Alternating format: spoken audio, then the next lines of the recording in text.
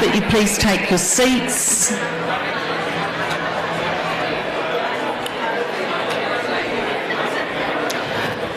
Okay, everyone at their seats and noise levels down.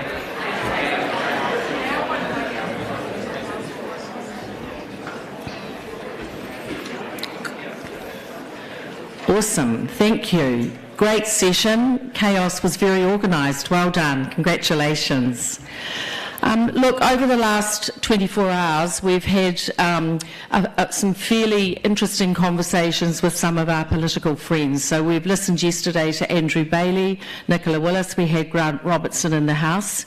We're 10 weeks away from the election. I heard a few people call out yesterday it's far too close to call, and there's a lot of activity going to take place over the next few weeks. You're going to have a few people knocking at your door. Mr Bailey said he's going to knock on his electorate, and so that's going to happen. Today I'm going to very shortly welcome to the stage Tim Williams, who's going to introduce the Leader of the Opposition, Chris Luxon, but you will notice that we have had an added presence into the room. So welcome to all the media and the journalists that have joined us this morning. Not sure if that's setting the scene for anything or not, but we'll wait and see. So please be prepared for a really good session, but now I'd like to welcome Tim Williams from Chapman Tripp. Chapman Tripp have been the principal sponsors of our political keynotes, so welcome Tim.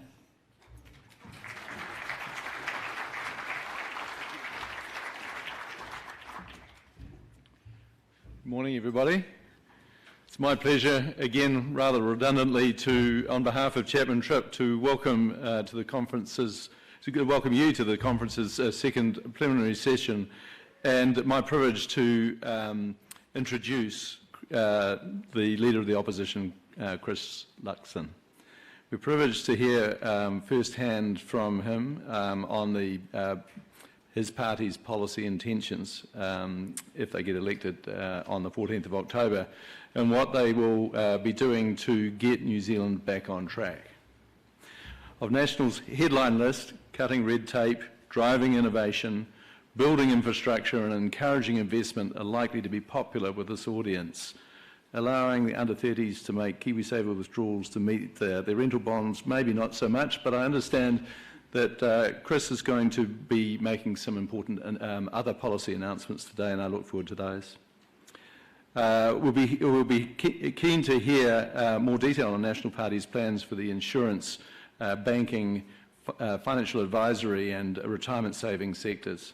Personally, I'd like to hear more about initiatives to teach financial literacy in schools, and how the National Party plans to facilitate other improvements to the financial services sector. Chapman Tripp is proud to sponsor this event. Thanks to Chris Luxon for joining us. I'll now hand over to the Leader of the Opposition, Chris Luxon.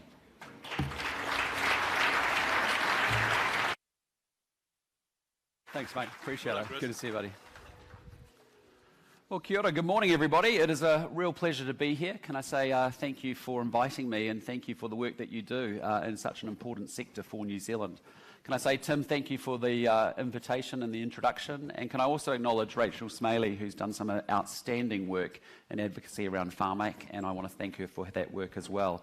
And can I also acknowledge Rob Flanagan and Richard Clippen from the Financial Services Council. Thank you for your leadership and the association and what you do. And also Andrew Bailey, who you've probably already heard from already over the last few days. Thank you, Andrew, for being such a great champion for this sector and for consumer and commerce in general.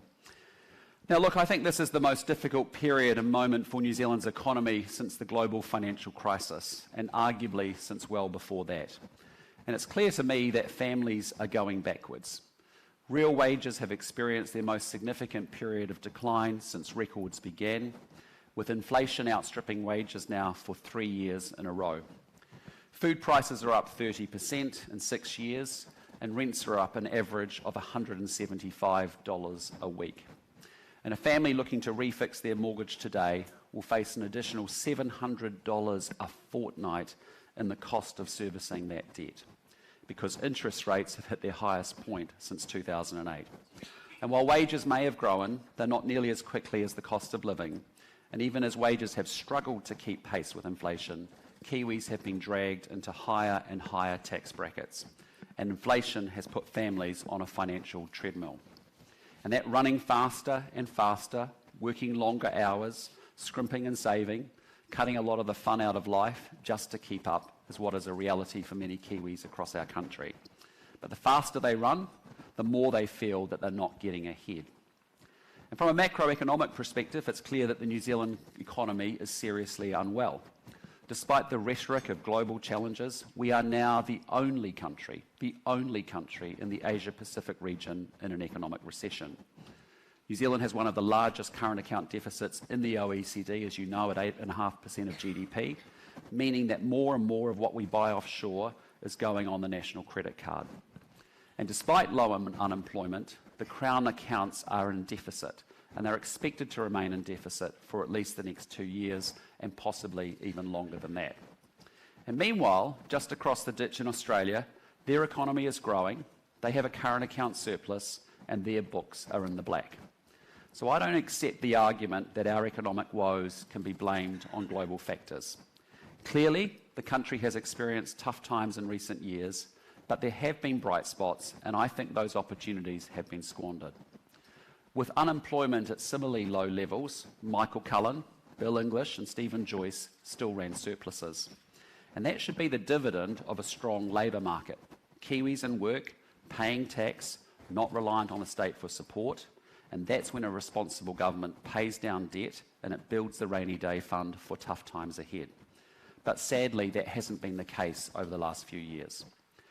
Government spending, quite rightly, rose in response to COVID, but instead of falling as lockdowns ended and wage support measures became less intense, spending continued to climb, both in absolute terms and as a share of the economy.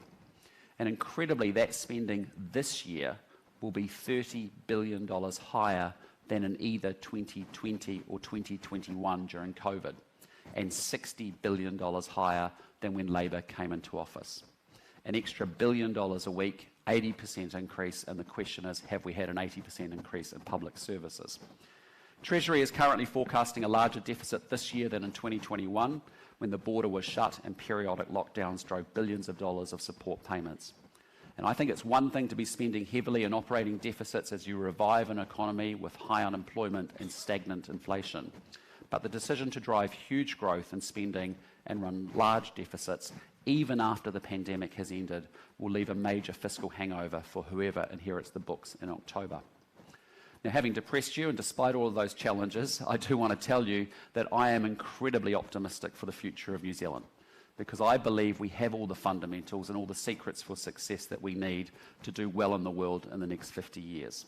First up, we have fantastic people, talented, dedicated, determined, creative, innovative, that can foot it with anybody in the world. And I know I get to see that each and every week. I see Kiwis starting businesses, making contributions in their community, raising kids, raising families, and doing great work. And I think that's a great advantage for us. Secondly, we're bang smack in the middle of the Asia-Pacific region, the fastest growing part of the globe, with rapidly rising middle classes in Asia, the Americas, and Australia. And that creates huge opportunities for us with respect to trade and innovation and partnership that should bring for us. Those people want our great Kiwi products and services. And thirdly, we have the right institutions for growth. The rule of law, respect for human rights, a Westminster system free from corruption and democratic challenges that we see so often, a great liberal democracy. But despite those advantages, it is clear that the economy just still isn't firing on all cylinders. Now, in the short term, the major focus of my government will be to make sure we beat inflation. And National has a plan to do exactly that. We're going to rein in the wasteful spending. We will eliminate the bottlenecks in the economy that are frustrating growth. We're going to reduce the costs on businesses. We will deliver meaningful tax relief so that people keep more of their own money in their pocket and not give it to Chris Hipkins to waste. And we are going to return the Reserve Bank to a single focus on inflation. But once we've cleared the wreckage from the cost of living crisis, I think we're still going to find an economy that has not been living up to all the potential that it has. And that's an economy where Kiwis living and working in New Zealand earn 30% less than those that work in Brisbane or Sydney. It's an economy where young Kiwis don't come home from their OE because New Zealand just doesn't have the jobs, the wages or the infrastructure or the opportunities to keep up with the rest of the world. And I don't want a situation where young Kiwis receive an education here, leave offshore for their most productive years, only to return as they approach retirement. So I think it's time for a fresh approach. I think it's time for us to talk about how we get a growth mindset back into New Zealand and have a comprehensive plan to rebuild the economy. And I also believe that that approach needs to be informed by a completely different way of working between government and the business sector, a relationship that I think should be based on genuine collaboration. I believe fundamentally that each of those parties, business and government, actually have unique but complementary roles. Government's got to get the settings right, and then it's got to get out of the way so that businesses can get on with what they do best: investing, taking a risk, employing staff, and lifting wages. But recently, I think we've seen a government that has been incredibly confused about its part in that partnership and in that equation. And I think that confusion is actually leading businesses astray.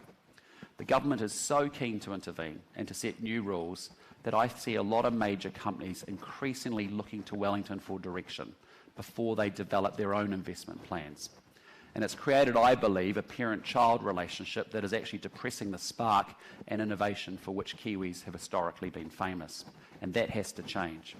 So I want to bring back a relationship between business and government that is an adult-to-adult relationship. I'm going to lead a government that genuinely listens, not as a risk management exercise or just to get CEOs off our back, but to actually understand from you what you need from us in order to compete harder on the world stage and to go faster. It will be a relationship where you feel comfortable demanding change to regulatory settings that are holding back growth. When we are the only country in the Asia-Pacific region in a recession, we do not have the luxury to turn off big parts of our economy. We have to grow. We have to get that growth mindset back in place again. But with that trust, I also expect you as business people to come to the table. I expect you to show up with your energy and your ideas, designed to take your businesses forward and the economy up another gear. And in return, I'll lead a government that will clear the blockages from the economy, allowing businesses to grow under its own steam. Now, I talk a lot about the economy, and I understand the dollars and the cents and the economics, but it's not about the economy for the economy's sake. It's about the people. It's about lifting incomes, creating new jobs, and being able to afford the public services that we also desperately want and deserve. It's actually about how we deliver better healthcare, an education system that equips our kids for success. And it's about the confidence, the ambition, the aspiration, and the hope that washes over the whole country when we have a vibrant, growing economy. The families taking a risk on a small business. It's about the plucky startups going toe-to-toe with Silicon Valley companies in a bare bones office here in Auckland. And it's about the tradies who have a confidence to take on that extra apprentice or to buy that extra van to expand their business. So rebuilding the economy isn't just about the dollars and cents. It's actually about rebuilding a country where Kiwis believe that if they have hope, the ambition, aspiration, and the confidence to succeed, that they can actually go out there and achieve anything they want. And that's why I'm so passionate about wanting to rebuild the New Zealand economy. Because I know that Kiwis deserve a much better economy where it doesn't matter where you're from, it's all about where you're going to. And if you put in the work in the best country on planet Earth, you should be able to get ahead and do well for yourselves. So National's plan to rebuild and grow the economy, which will be released in full as we get closer to the election, will comprise essentially of 6 specific sets of changes to unleash that enterprise and deliver that economic growth that we so desperately deserve. The first is we're going to restore fiscal discipline. Secondly, we need to grow skills and attract talent. Thirdly, we need to drive technology and innovation. We need to build infrastructure for growth. Fifthly, we want to encourage trade and investment. And finally, we want to cut red tape.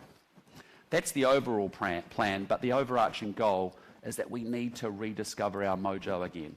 We need to hustle, we need to get ourselves positive, confident, ambitious, and aspirational, and we need to be growth-focused. And we need to actually make sure that we rebuild a culture of confidence and ambition.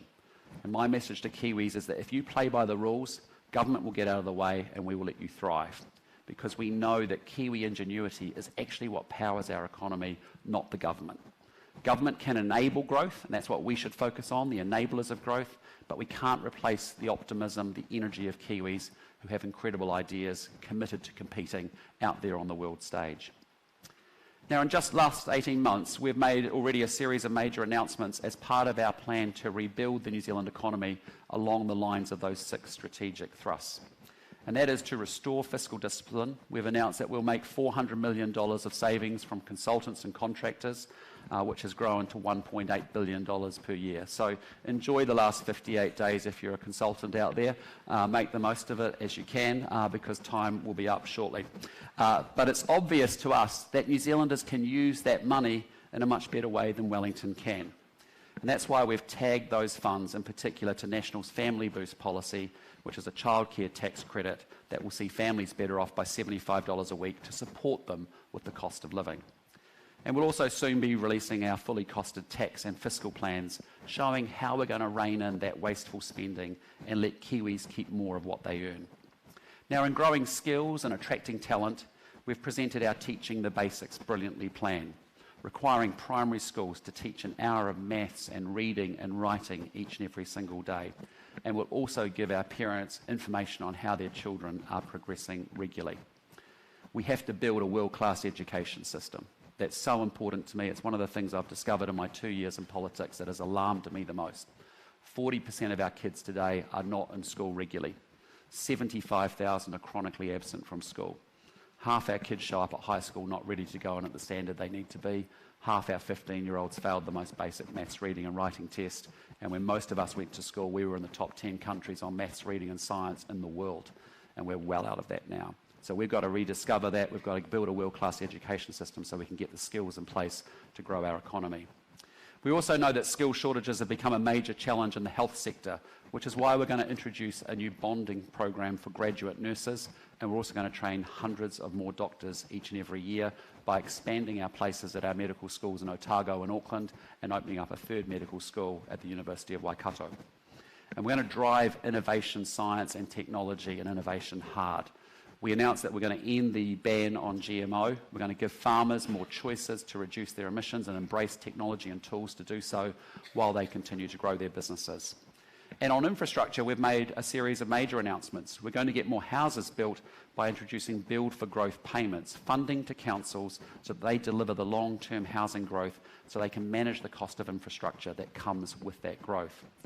And we're also going to replace the government's failed Three Waters reforms with our Local Water Done Well, which will maintain local water control of those assets in local hands, but will also ensure that the cost of that infrastructure that comes with growth is actually ensure there's a long-term investment plan in water infrastructure. And then just 2 weeks ago, we announced our Transport for the Future plan, which delivers 13 new roads of national significance and 4 major public transport projects so that Kiwis aren't losing productivity by being stuck in traffic.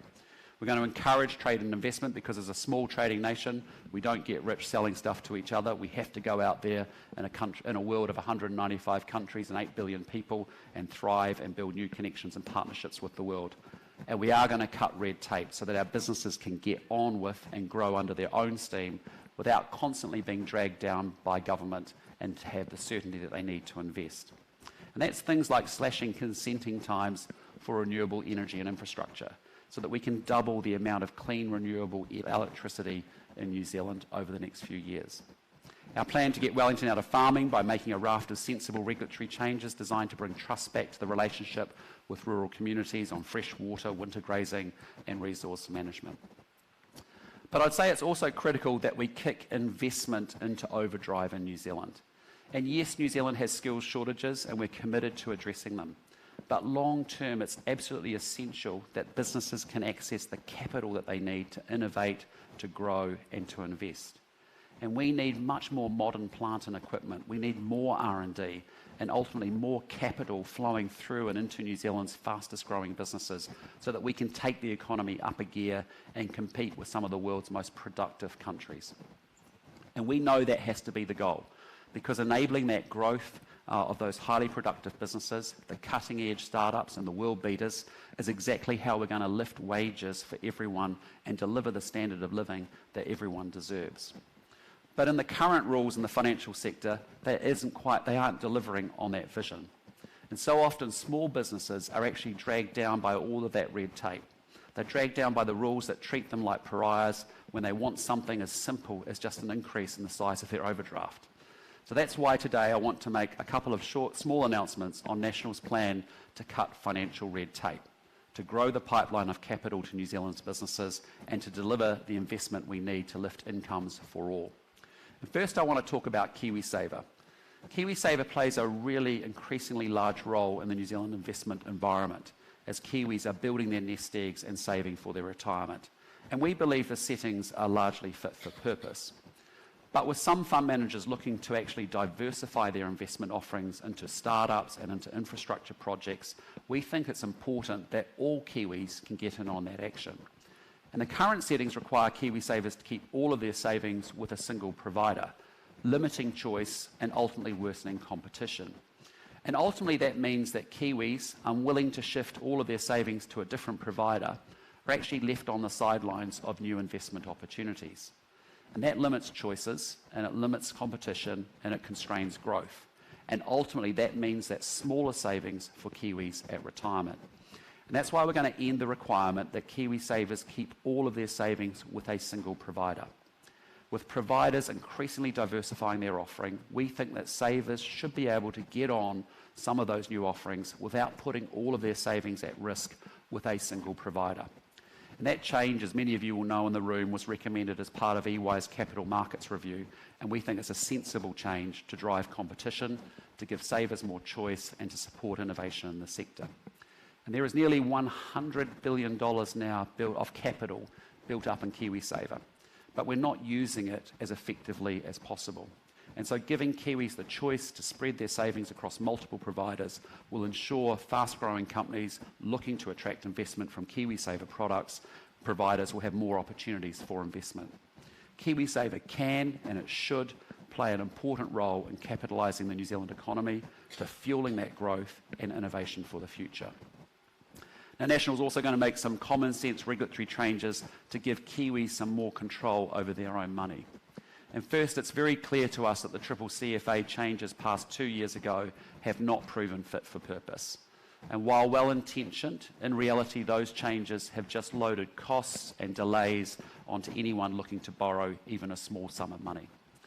And the changes have actually produced some real horror stories, like families being forced to justify their spending on cat food or Netflix, and empty nesters actually looking for a small extension on their mortgage to renovate the kitchen are often treated like they're borrowing millions of dollars. So the current rules have lost all relationship between risk and responsibility, and that has to change. So we're going to maintain the tight restrictions on predatory lenders, but we are going to narrow the scope of the remaining legislation, largely rolling back the government's recent changes to the CCCFA. The government can, and it should, play a role in protecting New Zealanders from predatory lending who take advantage of the most vulnerable in New Zealand.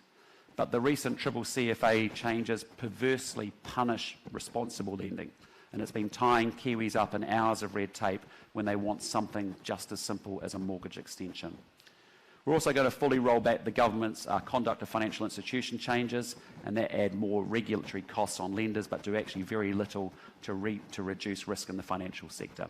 And I think it's a perfect example of the government's approach to regulation, which has been rules layered on top of rules with no regard for the cost on consumers or business, and no real focus on the problem that regulations are designed to solve.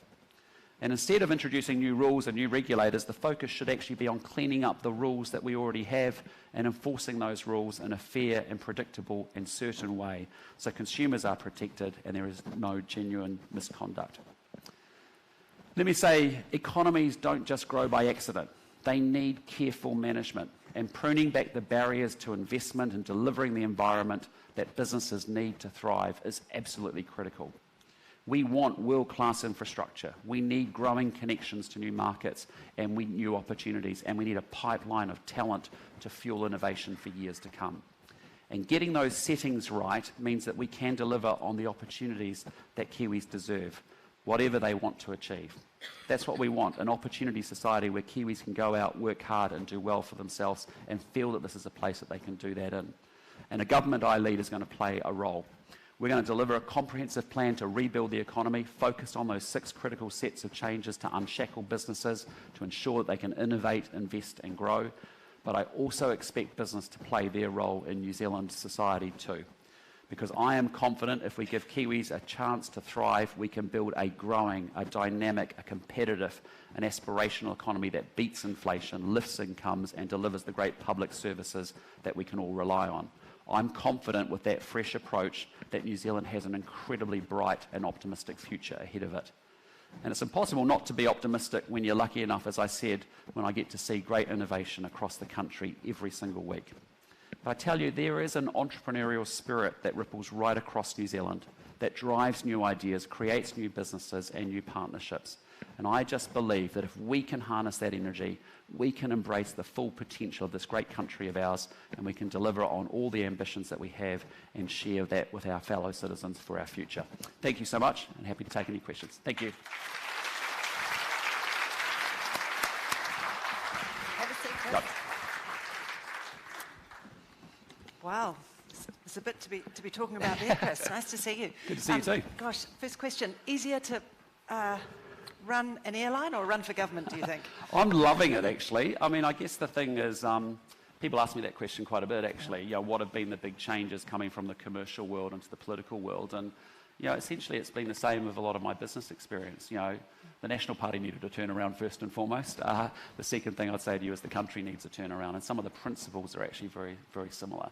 Get really clear about the ends, get really the right team in place to deliver and hold them accountable for delivery, and then let's get some things done and get the show moving. I want to talk to you a little bit about from a perspective of this room, which is, I sense business very much feels like it's been frozen out of Wellington and possibly spoken to and not listened to. Yep. What are you going to do to change that? Or is that your perception? Yeah, look, I mean, when I was younger, I read a great book by one of my great heroes, a guy called Viktor Frankl. And Viktor Frankl was one of the Holocaust survivors, but also quite a leading psychiatrist in the West. And he wrote a great book called Man's Search for Meaning. And in that was actually a commentary on Western civilization. And I took a lot out of that as a younger person, because essentially he said in our society there are three actors in society. There is government that sets the riverbanks up and the rules and the enablers. There are businesses like you guys in this sector that can execute with great speed and scale and execute fast. And then there are community organisations and community that actually see the pain, the hurt, the need, the frustration out there. And I think that's the way we've got to reconceive of New Zealand, that there actually are three complementary but different actors in our society that actually have to work together on the challenges that we've got, but also the opportunities that we have. And I referenced it before, you know, I don't mean to sound too psychobabbly about it, but it has been a parent-child relationship, not an adult-to-adult one, because the number of boardrooms that I've sat in where the first question is, well, what do we think the government will think about this decision or this action? Well, actually, don't worry about that. Go build a kick-ass business, please, and focus on the consumer and building a great company and a great culture. And so I want us to really get clear on those roles of how we can work together. In the business sector, you know, whether it's aged care, whether it's financial services, whether it's energy, we don't need an energy strategy coming from Wellington. We need that to come from the sector itself. That's where the brains are, that's where the thinking is, and it needs to, I'd like to work in a more Singaporean model, where the sector says, this is what we want to do to drive growth. It gets it about 60, 70% right. Then we come in and government say, well, how do we help you? Well, we do the enablers, if it's resource consenting, immigration settings, whatever it is to get that plan moving. Let's do that and let's get the show on the road and going. On the community sector, it's a different challenge. I think we should take the money out of the centre and actually power up good community organisations that are getting outstanding outcomes. You and I have talked about it before, but you know, mental health is something that's quite important to me. I'm going to have a dedicated Minister of Mental Health. But one of the observations was we supported the government on the investment in mental health, $1.9 billion. Then it was found that it never really got out of Wellington and made no difference to accessing services. But if you go talk to Mike King from Gumboot Friday, 19,000 counselling sessions helping 12,000 kids for $2.5 million. Every dollar you give Mike, he generates $8.30 of social benefit that we don't end up paying for in criminal justice or health or education things. And actually, so why don't we take the money and just double up his thing and buy outcomes through community organisations? Yeah, it's along those lines of the social investment policy, I think, which, you know, Bill Very did much so so, much and we're work going to bring on. that from theory into practice, and I've asked Nicola Willis to lead that along with finance so we can actually get that done. I want to lean a little bit to what you're announcing with KiwiSaver. I think a bit of a litmus test to be able to diversify your KiwiSaver is a good option. I'm thinking about how it's administered, though, and I'm wondering whether you're going to need a few more of those consultants. Yeah. Some of them in the room are thinking of repurposing, are they? Yeah. Look, no, I don't think we will. I mean, Andrew's done some good thinking around this, and I think our view is that the complexity associated with managing that, we can work with the IRD through that, for example. I think realistically it'd probably be capped at 2 or 3 providers maybe. But again, the point is that we know there is KiwiSaver funds that want to go do, for example, build-to-rent products in New Zealand. We know that we are very determined with a big infrastructure deficit. We think there's $10 billion worth of projects that we actually need to actually fund through, pension funds here in New Zealand or even overseas pension funds, so that we can actually catch up on the deficit that we've got. And so all we're trying to do is give, KiwiSaver investors the opportunity to participate in some more, different types of products from different providers. And I think that's just natural with the evolution of KiwiSaver and the maturity versus what I experienced living in the States for 8 years or what I see in Australia where I lived for 5 years. I think we're just at that point of maturing. Rolling back some of those, the regulation around credits that you've just spoken about. Been a nightmare. So I can hear right now what Labor will say to that. They'll say you're going to get more, South Canterbury Finance, you're going to fuel loan sharks. No, it's rubbish. Yeah, it's rubbish. I mean, first and foremost, I don't take many lectures from the Labor Party on economics, not being no disrespect. But what I'd say to you is, that triple CFA was a drafting nightmare because essentially the government dreams it all up in Wellington, and then it throws it over the fence to the business sector, and everyone within a matter of months knew that was unworkable because it ended up capturing a whole bunch of folk that were trying to finance mortgages for houses. Could it have been improved maybe rather than thrown out? Well, we did offer to do that. Andrew and I went to the government and said, look, you've really drafted this thing really badly and it's having unintended consequences. And as a result, why don't we go in next week and actually bipartisanly make a change so we don't capture banks, for example, and non-banks, and actually focus on the predatory lenders, which is where there is a genuine problem. But again, what I observe in government in 2 years in politics is that you've got all this solution and ideology that goes roaming around and looking for a problem to attach to.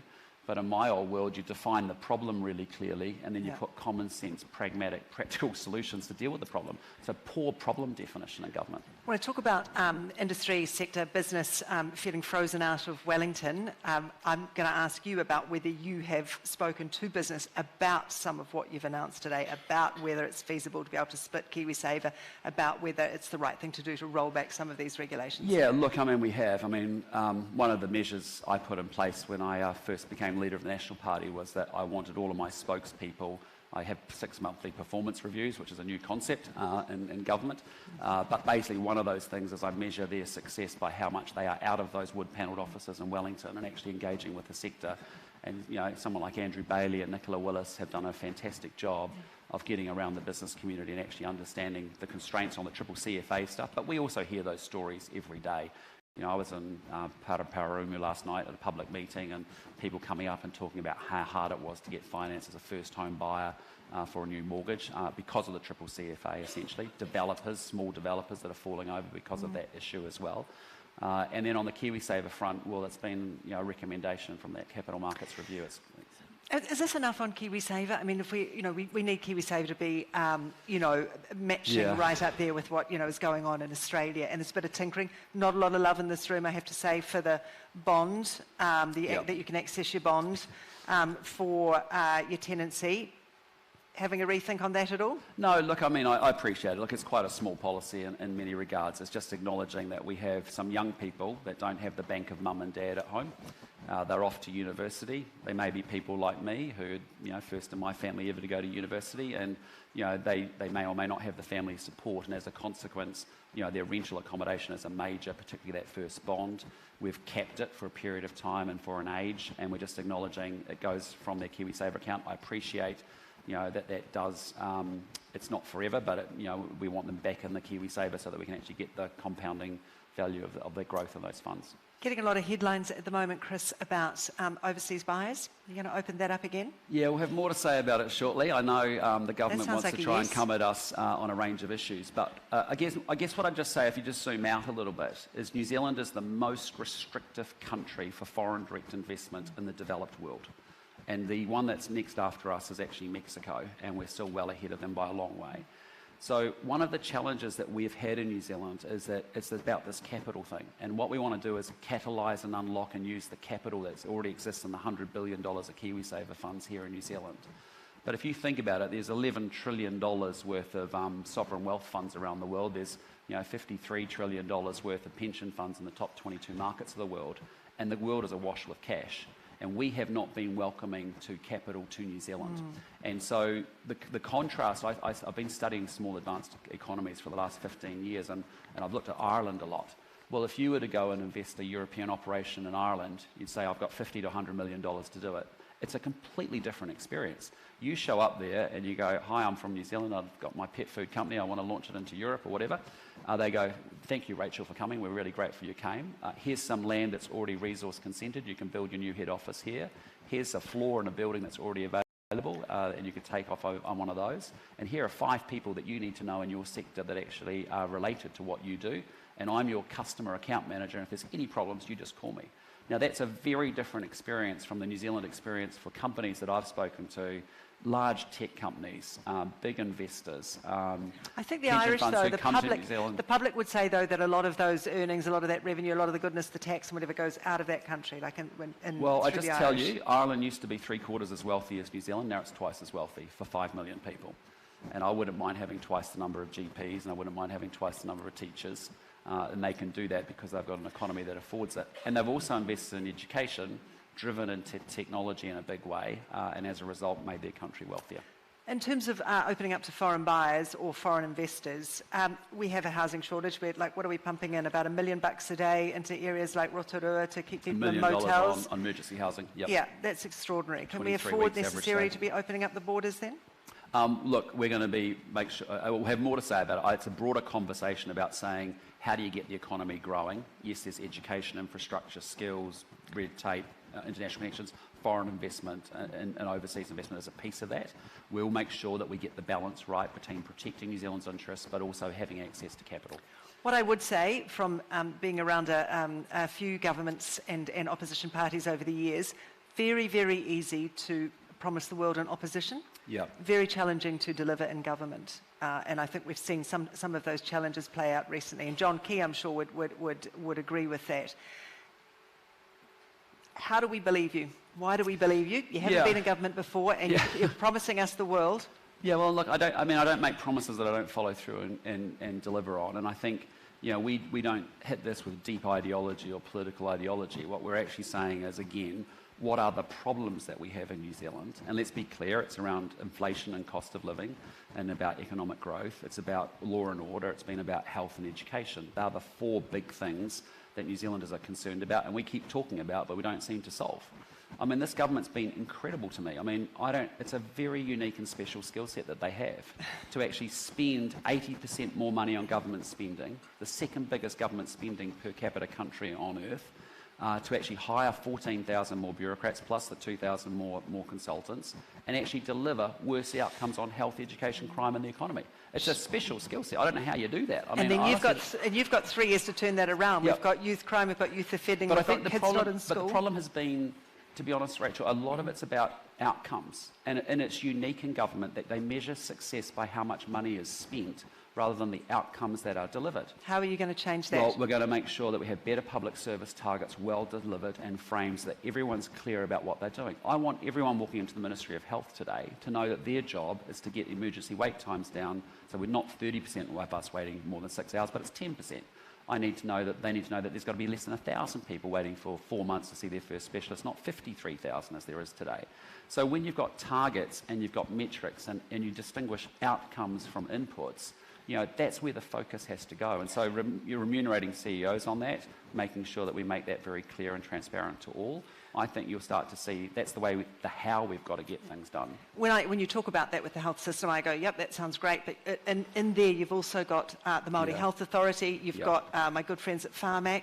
You're in a silo. You've got the Ministry of Health, pretty dysfunctional there. What's going on with Te Whatu Ora as well? To even get to the stage where you go, would you address wait times? there are layers that, you know, you've got 200 comms consultants in there as well. Yep. How long does it take to unravel a system that hasn't even really started to ravel itself up yet? Yeah, look, I mean, I fully agree. I think health is actually probably the most challenging and complex one to sort through, because even if the country was 4 times wealthier, we would still not have enough resources. We'd still want more health outcomes, right, and higher health outcomes, and we'd never get there. So I think on health, it is a big one, and you've sort of got to, like most turnaround jobs, really work your way through it. I think there's 3 big things. There has been $500 million just spent on restructuring those imperfect DHBs into Health New Zealand. They then created a separate Māori health authority, which will scrap. It's created a huge bureaucracy, and it has just not delivered any improved outcomes in health over 6 years at all. You've got to have targets, because actually targets save lives, and you've got to make sure everyone's focused on that's what we're here to do. And then we've got to build the workforce, because we actually, I think, have about 30% of our health workforce about to retire in the next 7 years. So it's about homegrown talent, like bonding those nurses. It's about opening up medical schools and doing that, but also getting our immigration settings right. Yeah. I mean, I found it perverse to sit there and say, all of last year we have 4,500 nurses short, and the government refused to put nurses on the green list for a period of time. And it was just, I don't know, it's just ideological and arrogance. You've got a chunk of, I am supposed to be taking questions. I'm not sure whether my iPad could be user error, I have to say, for questions coming through. But you've got a chunk of health insurers in this room. Yep. We do have some examples of good private-public partnerships. What would you say to the health insurers in the room? Oh, continue to get creative and innovative about it. I mean, you and I have both seen it, actually. I spent a day with Ngāti Whātua Ōrākei, and they've done an incredible job with NIB, for example, actually building out healthcare products and solutions for their local iwi. And that's a great example of innovation on the edges. And I know Southern Cross has done similar things with other community groups as well. So, you know, my ask is, let's you think about it, get creative. Let's actually get involved with it and actually build new products and new ways to solve the problems we've got. Some quick fire questions for you. Migration, concerned about it?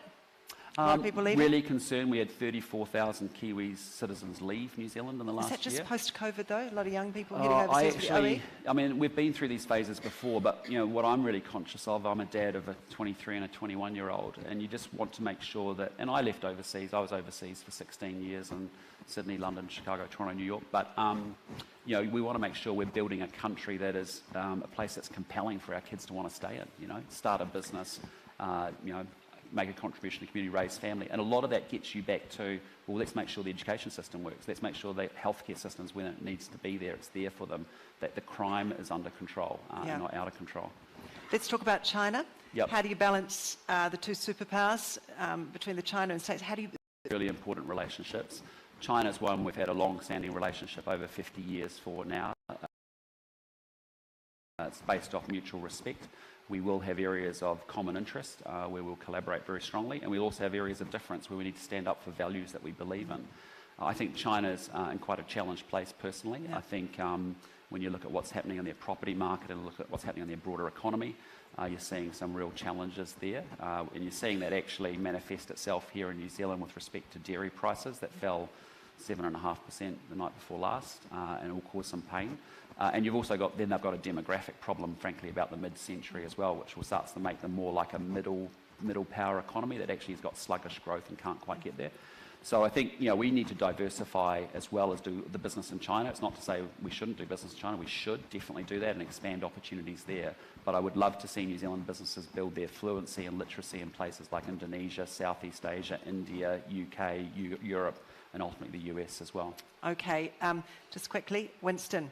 What do you do about a problem like Winston? Well, I mean, yeah. Well, X says no, won't work with him. Labour won't work with Winston. Well, I mean, my message really simple is, in an MMP environment, I don't need anybody trying to help us or be strategic by giving support to minor parties. What I need New Zealanders to understand, and remember, 2 and a bit years ago, every electorate in this country voted for the Labour Party, except for Epsom, voted for National. But otherwise, everyone gave their party vote to Labour, and as a result, we ended up in the situation we ended up in. And so, democracy is important, your vote's important, MMP environment people need to understand, and it all comes down to party vote. So my only thing is, if you want to change the government, the guaranteed way to do it is party vote national, and we'll deal with what we've got to deal with on the other side in coalition. Talk a bit to John Key still? Yeah, I mean, John and Brona are good friends of a matter of mine, so we don't always talk politics in great depth, but Really? we do from time to time. But I mean, we have a lot of fun, and we tend to do movie and dinner nights. So one of us brings the food, and one of us selects the movie, and we do it at each other's houses. You know, most Saturday nights or everyone we're around in town. So last movie was Bullet Train and sushi. Just about it. So, but no, John's a good friend. I got to know him well, obviously, when I was at Air New Zealand, and we've become good mates. Yep. Great. We've got morning tea to go to, and you've got the media. Awesome. But thank you so guys. much, Chris. Thanks so Thank much. you Thanks, Rachel. And thanks for what you guys do too. Appreciate it. Okay. Yes.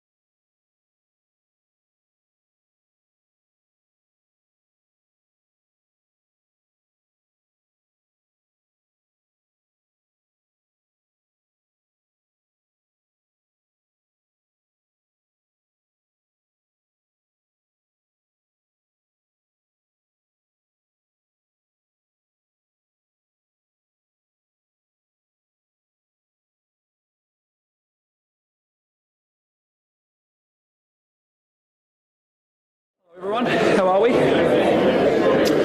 How are you guys going? You all set to go? Well, first I'm going to say thank you for coming out to this conference. It's a fantastic conference filled with people who are really determined to make sure they build a great financial services sector here in New Zealand. Awesome to be here with our spokesperson on Commerce and Consumer Affairs, Andrew Bailey as well. With that, happy to take any questions you may have.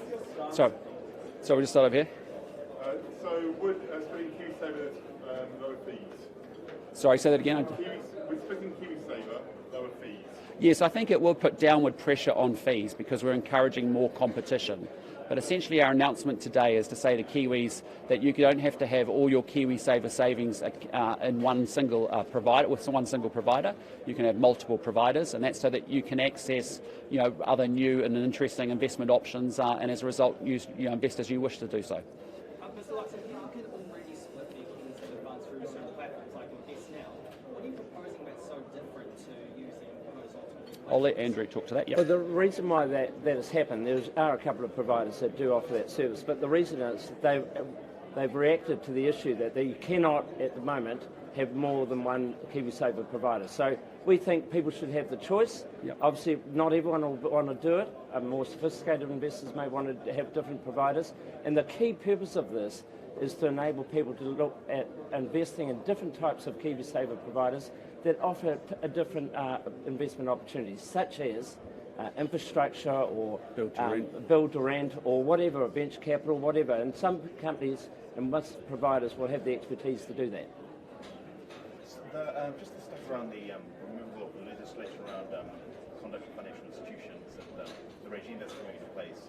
So that would leave them just regulated from prudential side by the RBNZ. Is that look, if you look at the landscape around regulation of conduct, we've got the Reserve Bank that oversees all these groups of people.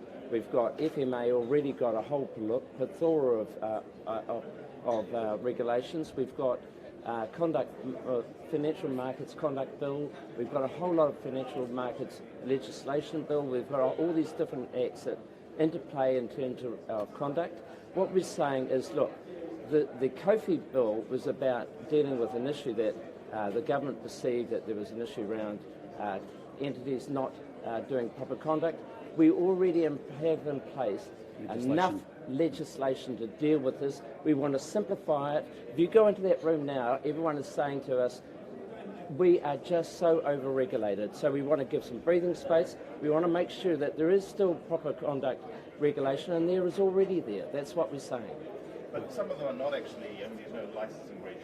That's part of But we have a licensing regime under the Reserve Bank already, right, for regulated financial institutions. What we're saying is you do not need to go through a process of spending thousands of hours, and that's what's happening now, relicensing companies or entities. What we want to make sure is that they do conduct their activities in a proper manner, and that's all we need to do. Okay, sorry mate, we'll just move on to someone else. Any other questions? Do we need laws specifying which public bathroom people are able to use? No. I can tell you bathrooms is not a big topic for this election. What this country is focused on is who are the best economic managers, who's going to reduce the cost of living. When I'm out and about across New Zealand, bathrooms is not going to be a big election issue in New Zealand. But it is a big issue for Winston Peters. You haven't said Well, it may well be, but I'm telling you, you're on a different planet if you want to have a conversation about bathrooms and make that an election issue. Because what New Zealanders are really talking about is actually, after yesterday, with a third of New Zealanders about to refix their mortgages between now and Christmas, is how they find an extra $700 a fortnight. What they're talking about is why crime is out of control. What they're talking about is how we deliver better health and education. They're not talking about bathrooms. I think there's a lot of unisex bathrooms around, and so this is not an issue. And I think if we're going to talking about it, you're on a different planet. You are not in tune with what's going on with New Zealanders. We are in an economic crisis. They are feeling huge amounts of pain and suffering. They need a government to fix and rebuild the economy so that they can actually get the public services they deserve. Sorry, mate. Sorry? I haven't seen what he said, but actually the fact that you're talking about bathrooms, that he's talking about bathrooms, that anyone else wants to talk about it, to me is just the wrong issue at a time when New Zealanders are really dealing with an economic crisis. Liam? On KiwiSaver policy, is there a cap? Have you got a number in mind for how far right you split this? We'll work it with the IRD, but I think it's likely to be capped at 2 or 3 providers, so pretty tight and close in. And just broadly,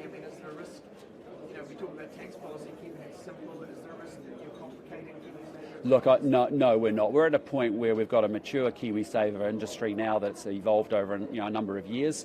This is the right logical step to make. We are very clearly signalling that we want to be able to make sure that our KiwiSaver funds actually contribute to the capital backbone of New Zealand. That means that there's lots of new products and investment opportunities and options available, and we want to be able to make sure that KiwiSaver investors can participate in that. The problem that it's solving is that it's much about where the investment's going and how that can benefit New Zealand. Well, it's just giving. It's really a principle about choice, and that as a KiwiSaver investor, if I want to participate in innovative new products around, build to rent, if I want to participate in infrastructure investment, that actually I can do that, and I can actually have the flexibility to move my funds between providers. Well, I think that's right. Yeah, that's exactly right. Is that we have now almost $100 billion worth of KiwiSaver funds. That's scaled. It's an important amount of money now, and as a result, we have an infrastructure deficit. For example, we have a housing crisis and shortage, and we need to get products like build to rent out there. We need to be able to do public-private financing and access pools of capital to get the infrastructure deficit closed. And we're just saying the logical step is to actually get KiwiSaver's providers actually investing in those products, but also giving investors the chance to participate in those returns too. Sorry. What is your stance on free lunches in stores? So you said yesterday that you want to ensure they are providing value for money. What do you mean by value? Well, we're very supportive of the program, but clearly we want to make sure that everything that this government, what our government will do, will be effective. And so, as I've said before, programs that are working well we'll continue to support and actually try and get more support to. Programs that are not working well, that are dumb and wasteful and stupid, we'll stop. But importantly, on the food lunches program, and we actually support the program, but actually we want to make sure it's effective. We want to make sure we're getting good value for money, that every dollar that we put into that program gives a good return to the taxpayer whose money it actually is.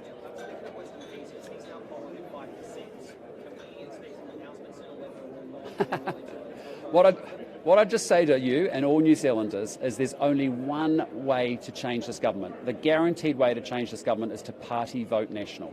I am asking New Zealanders not to do anything strategic or think that they're trying to help us or put their vote with a minor party. The only way that you get a guaranteed change of government and get a strong, stable-led government is party vote national. The choice is really clear on October 14th. The coalition of chaos, Labour, Greens, Te Pāti Māori and Harry Tam and the gangs, or a national-led government, and that's what we want to deliver. Would a coalition of national actors ever first be passed? What I'm telling you is my focus is on making sure we get a strong national-led government, and that's why I've been saying for so long now, party vote national, the only guaranteed way to change the government. You previously said that you would have more to say in a few weeks about New Zealand First, but you said the same. It's been a few weeks. What I'm saying to you really clearly is party vote national. That's the only way you guarantee a change of government, and it's the way you guarantee a strong, stable, national-led government. Sorry. Is National still committed to the government's KiwiSaver contributions as for correct? Yep. And if so, how will that be managed if you have multiple accounts with multiple providers, and will this mean extra admin costs in terms of coordination by the IRD? How much will this cost? Sorry, just to be clear about your question about the scrapping, sorry? Missed the first part of the question, yeah. Yeah. So is National still committed to the government's KiwiSaver contribution? The ACT Party has asked for it to be scrapped. This is the government in the accounts putting in several million a year. Yes. Yeah. And if so, how will that be managed if people have multiple accounts with different providers? Well, quite two different issues. Yeah. One is at a government level, the money we put into supporting New Zealand Super. That's obviously something we'll be talking about in the future. But in terms of the KiwiSaver provision about having a choice, that's up to an individual. It's quite a separate issue. Yeah. Yes, mate. Mr. Bailey, one more question. In terms of having multiple funds for houses, how is it about it? Well, the trouble is at the moment, some KiwiSaver providers don't want to get into active management of managing houses. KiwiSaver providers like Sam Stubbs have. There's other entities that have set up their own facilities to be able to manage direct investments, and other KiwiSavers just want to do passive, and that's why we want to give people the ability to do both, and that's what the announcement today is saying. If you feel like you want to invest in different types of KiwiSaver providers, different type of asset class, this is your choice. Awesome. All right, guys, thanks so much. Have a good day. Take care.